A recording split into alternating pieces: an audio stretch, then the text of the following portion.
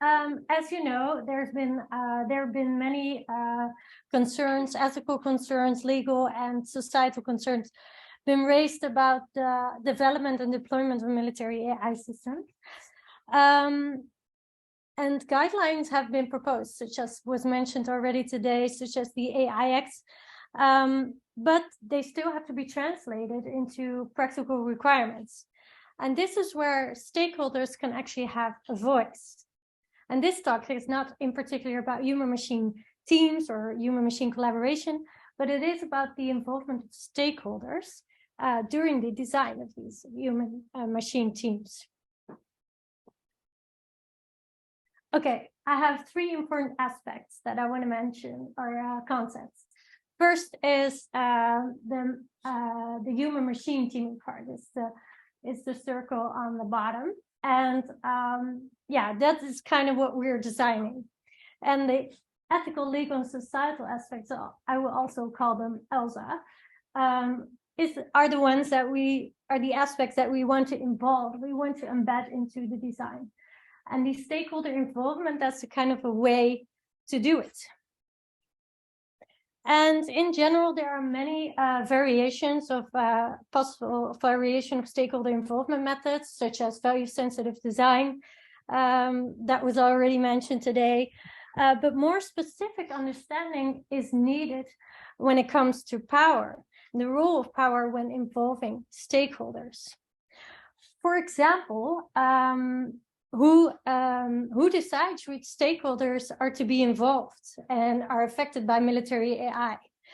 And if interests are expressed, how are they reported and balanced? In other words, how is this information that comes from stakeholders being interpreted and being used? And how can these interests be translated into human-machine teaming concepts? Recently, the ELSA Lab Defense was established, and this lab is a transdisciplinary research program with 8 different partners from academia. And not only academia, actually, it's also from civil society. And in the future, we also like to include industry. And the ambition of the ELSA Lab Defense is to enable diverse stakeholders to exert influence on the development and deployment of military AI. I want to share with you a couple of examples that we came across so far. One is that the discussion whether and how to include citizens. In general, in the project, we believe that it would be very valuable and very useful to include citizens into the discussion. But we do wonder whether they'll be able to understand the full context and how much information we can share. And how do we decide whether or how we can make someone represent a citizen group, for instance. It's going to be complicated. Another example that we came across is that we had our kickoff in the concurrent design facility, and that was of the Ministry of Defense, which is, of course, a defense location.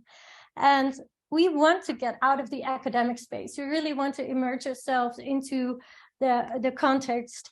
But on the other hand, and the issues at hand, but on the other hand, we also wonder how much we want to move towards the Ministry of Defense. So what does it do to our independence, for instance? And it also leads to the bigger question, how we want to position ourselves as a lab. That's it. If you're interested in the research, please visit our, contact me or visit our website. It's called elsalabdefense.nl.